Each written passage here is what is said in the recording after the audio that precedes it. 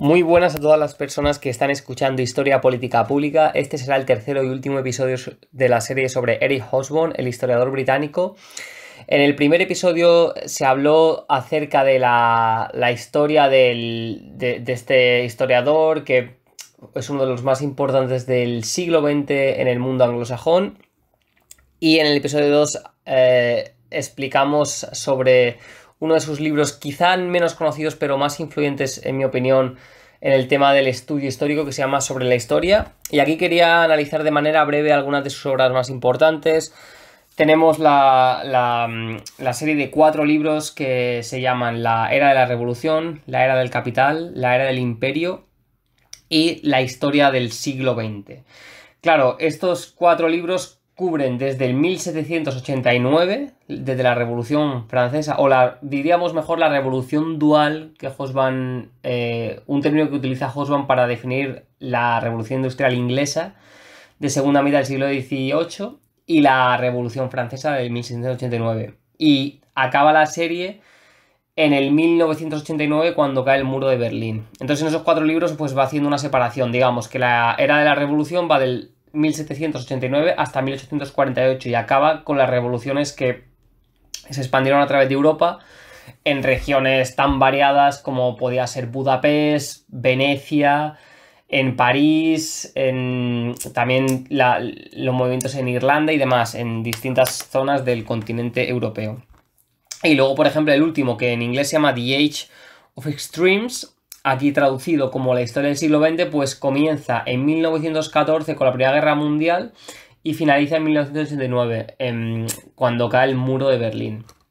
Entonces, diríamos que yo pienso que los más interesantes de los 4 son el primero y el último, la Era de la Revolución y Historia del siglo XX. La Era de la Revolución es importante porque habla, repito, sobre la Revolución Dual, que son las revoluciones francesas y la británica. Para Hobsbawm, estas dos en combinación, combinadas, lo que hicieron fue llevar a cabo la transformación más grande en la historia humana desde la antigüedad. En ese sentido, Hobsbawm habla de que la Revolución Francesa fue un cambio político y social en la sociedad gala, mientras que la revolución industrial se llevó más a cabo a través del proyecto realizado por los mercantes, por el comercio y demás. En ese sentido, él habla, por ejemplo, de la importancia de las situaciones históricas, de los materiales existentes en cada región. Ahí queda claro su ideología marxista cuando él dice, por ejemplo, que los dioses y los reyes del pasado no tenían poder real hasta que los hombres de negocios pues aparecieron. Y en ese sentido usa el ejemplo de la máquina de vapor. Es decir, el poder absolutista tenía un gran calado en las diferentes sociedades, pero al mismo tiempo ese poder es incomparable con lo que fue sucediendo en las épocas posteriores con la mejora de transportes, de comunicaciones, la facilidad para crear una interconexión global, que eso realmente es lo que fue el motor que impulsó el mundo occidental primero, que luego se fue expandiendo a través de todo el globo. Pero al mismo tiempo Hobsbawm no quiere decir que la Revolución Industrial Británica se llevase a cabo únicamente por la creación de nuevas tecnologías, sino que él también le da una importancia vital a la política utilizada para llevar a cabo esas medidas. Me explico. Él, por ejemplo, habla de cómo el Reino Unido lo que hizo fue, para vender sus productos en India y convertirse en el poder hegemónico en la región, fue deindustrializar India. Entonces, hay ejemplos fáciles que no utiliza Hobsbawm, pero sí que en otros libros, el hecho del algodón. Cómo los ingleses vieron que en India las fabricantes de algodón, de telas y otros materiales tenían mayor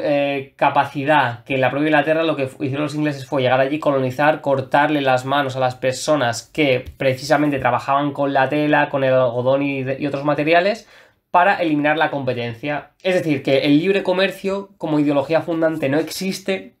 y ya una vez que los ingleses han colonizado India y ya han impuesto su ideología predominante por allí, controlan las industrias, ahí ya sí que se dedican a establecer la idea de comerciar de manera libre, sin aranceles ya proteccionistas para precisamente llevarse a cabo los beneficios. Pero al mismo tiempo, que esto lo explica muy bien Adam Smith, que es el padre fundante del liberalismo y por tanto del capitalismo, cómo las sociedades comienzan a desarrollarse a través del uso de medidas proteccionistas. Y esto pasa en el siglo XVI, cuando el imperio holandés era superior al británico. Lo que deciden en Inglaterra, en Gran Bretaña de entonces, es precisamente no exportar productos a el imperio holandés, para así precisamente hacer como una especie de bloqueo a la región y así salir beneficiados. Es decir, que la idea del comercio libre son ideas que se han tomado de la clase política para beneficiar al propio país. En ese sentido, por ejemplo, él habla, de Hobsbawm dice, entre comillas, que la expansión de los mercados de Lancashire, la región de Gran Bretaña, fue un momento clave en la historia del mundo. Y claro, él dice, India fue sistemáticamente desindustrializada por el monopolio británico que fue establecido a través de la guerra, de otras revoluciones de otras personas y su propia actitud imperialista. También el ejemplo de la guerra del opio en China es fundamental, cómo China lleva esta materia, esta sustancia al imperio chino para precisamente adormecer a la sociedad, provocar un estado mental que sea más dócil, y así el Reino Unido pueda expandir su ideal imperialista en la región. Entonces, claro, ¿cómo se consolida Inglaterra, Gran Bretaña a través del mundo como el gran poder hegemónico? Pues no solamente por sus avances industriales, sino también por su política imperialista, que le permite debilitar otras sociedades que eran competitivas por aquel entonces, en el siglo XVII-XVIII, como puede ser India, China, etc. Y así, de esa manera, eliminar la competencia más directa y alzarse como el gran poder. Estados Unidos lo que hace, por ejemplo, después de las guerras mundiales, es precisamente suministrar armas constantemente al conflicto, y debido a la lejanía geográfica con las batallas principales que se estaban librando en Europa, al mismo tiempo que países como Alemania, Italia, Francia, la Unión Soviética, Rusia, primero la Unión Soviética, después, e Inglaterra se van debilitando, Estados Unidos va adquiriendo más poder y se convierte en la gran potencia hegemónica, especialmente después de la Segunda Guerra Mundial hasta nuestros días. En ese sentido, la Revolución Francesa es mucho más ideológica, digamos, social, más ideológica en el sentido de tratar de implementar políticas para la gente, en ese sentido. Y claro, él habla de cómo un consenso general de ideas durante la Revolución Francesa, implementadas por un grupo social coherente, dio al movimiento revolucionario una unidad muy efectiva. Claro, ¿a qué se refiere con el coherente grupo social? Que los jacobinos, que fueron los que lideraron la revolución junto con los girondinos, eran personas de clase media, de clase burguesa, diríamos, que estaban agotados de someterse a las demandas de la nobleza y el clero, y por tanto personas con una educación muy importante fueron capaces de utilizar los ideales de pensadores como Voltaire, Rousseau, otros franceses, también Immanuel Kant en aquellos años, para de esta manera darle una ideología fundante a su propia revolución, ser capaz de convencer a las masas que bajo la monarquía absolutista francesa vivían en la más abyecta miseria, y crear un movimiento interesante. La toma de la Bastilla, como el mito fundador de esta revolución en el 14 de julio de 1789, pese a que la Bastilla en aquel entonces apenas tenía una docena de prisioneros, y realmente fue más el shock que provocó. Pero como bien dice Hobsbawm en el libro, la Bastilla realmente solo fue un símbolo, pero en momentos revolucionarios los símbolos son fundamentales para crear ideologías. Y de hecho, la marcha sobre Versalles, que es menos conocida, que le llevan a cabo un grupo amplio de mujeres en el 1789, van de París a Versalles, o sea, digamos que 4 meses después de la toma de la Bastilla. Es incluso más, diríamos que es más importante lo que tiene con el proceso de la revolución, lo que tiene que ver, porque lo que hacen es forzar a María Antonieta y a Luis XVI a que abandonen Versalles y se vayan a París, y ahí los mantienen presos hasta que finalmente son guillotinados. Claro, Esto fue fundamental porque después de la toma de la Bastilla las condiciones no mejoraron de manera inmediata para la gente más pobre. Entonces por eso se toma la decisión apenas 4 meses después para capturar a los reyes y tratar de mejorar la sociedad. Si la sociedad francesa mejora de manera drástica hasta que las otras monarquías absolutistas se unen para declararle la guerra a Francia. Y ya más tarde, de manera gradual, se empiezan a haber conflictos no solo con el exterior, sino en el interior entre las diferentes facciones. Y finalmente la Revolución Francesa es sepultada entre sangre, entre conflictos y demás. Entonces, acabando con el de la era de la Revolución y pasando a la The Age of Extremes, que en castellano es la historia del siglo XX, este libro yo creo que es uno de los más completos sobre la historia contemporánea porque analiza de manera muy, muy firme la Revolución Rusa, el papel que tuvo, por ejemplo, Lenin para canalizar el descontento general de la región después de la Primera Guerra Mundial, cómo fue capaz de convencer a gente de ideologías tan dispares que podríamos considerar desde la rama anarquista a la rama más ultraderechista para hacerles entender que o se unían para tratar de derrotar al enemigo común o Rusia se iba a desintegrar, porque después de la revolución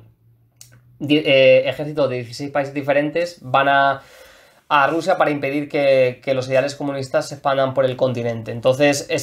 luego Hobsbawm habla como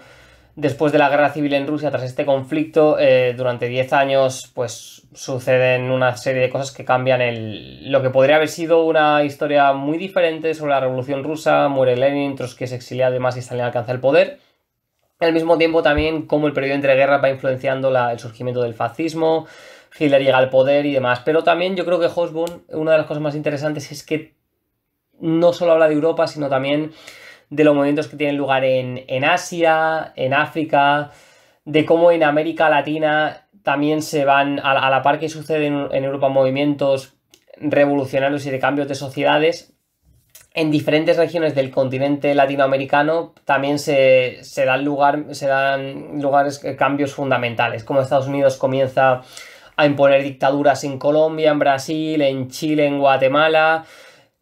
Habla también de la Revolución Cubana como momento decisivo para el futuro de Cuba con Fidel Castro, Che Guevara y los otros revolucionarios. Utiliza ejemplos con estadísticas muy interesantes. El hecho del surgimiento de Corea del Sur, que es una dictadura y está avanzando a nivel económico de manera ferviente. Otros países como el conflicto de Argelia, el uso del libro de Frantz Fanon de los condenados de la tierra como Biblia para los movimientos revolucionarios de los años 60, las revueltas estudiantiles en México, en Estados Unidos, en Inglaterra, en Francia, otros países. Cómo todo eso va convergiendo en diferentes movimientos. Se crea la nueva izquierda en el 56. Luego también al mismo tiempo surgen sectores más reaccionarios a partir del 70, la implementación del neoliberalismo bajo el ala de Margaret Thatcher en Reino Unido y Ronald Reagan en Estados Unidos, que convergen prácticamente en tiempo en los 70 y 80. Y así la cobertura de diferentes países, en las esferas de los países dominados por la Unión Soviética. Utiliza ejemplos muy interesantes como Hobsbawm era una persona que viajó mucho. Él habla de cómo regiones como Valencia en España, por ejemplo, o zonas como Cuzco en Perú, van cambiando de manera muy veloz en viajes que hace él en un intervalo de entre 20 y 30 años. Lo bueno que tenía Hobsbawm es que, lo hablé en el primer capítulo, que aparte de ser un gran estudioso, era una persona que viajaba mucho alrededor del mundo. Estuvo en Plaza de la Revolución en Cuba, estuvo pues en Austria, ha estado en Alemania, ha estado en prácticamente todos los continentes del mundo, y eso le ha permitido conocer a las diferentes culturas y tener una visión muy detallada de lo sucedido. Entonces, repito que los libros La Era de las Revoluciones y Historia del siglo XX creo que son muy interesantes de leer. Pueden servir como referencias bibliográficas también, pero me da la sensación de que la narrativa de Hobsbawm es muy, muy interesante, muy adictiva, y creo que el conocimiento tan extenso que él tiene sobre las diferentes sociedades y momentos históricos le hacen uno de los historiadores, en mi opinión, más relevantes del siglo. Y yo, para terminar sobre Hobsbawm diré que un libro que se llama Revolución. Revolución se llama incluso en la versión inglesa porque es sobre los escritos que él hizo acerca de América Latina. Su amigo Leslie Bell editó este libro después de que él muriese y contiene diferentes artículos que él ha ido publicando en periódicos, ensayos que realizó sobre Chile, Colombia, Argentina, Uruguay, prácticamente todas las regiones de América Latina. Desde la primera vez que viaja él, que si no me equivoco fue en los años 40-50, hasta la última vez que creo que es en los años 70 u 80. Entonces él te puede analizar cómo las sociedades han ido cambiando. Él habló en los 40 cómo veía que América Latina podía ser el motor del futuro porque veía que era un continente que ebullía en revolución, que tenía pinta de que como había una desigualdad social tan evidente entre las clases pobres y las clases altas, eso en algún momento debía terminar germinando en un movimiento para mejorar la vida de las grandes masas de las poblaciones. Y claro, es interesante porque en los años 2000 se da lo que se dice la corriente rosa de Pink Tide en América Latina, cuando surgen muchos movimientos progresistas de izquierdas en países como Ecuador, en Bolivia, en Venezuela, en Uruguay, en Argentina, en prácticamente toda la región del continente. Por eso Hobsbawm es interesante porque aparte de ser un historiador, me da la sensación de que tenía una intuición política que es absolutamente fascinante y que sirve para entender la realidad en la que vivimos hoy en día. Y para terminar diré que si él pensó que un fascismo tan violento como en el siglo anterior, él cree que ya era imposible, que es lo que sí que podríamos estar abocados es a una sociedad que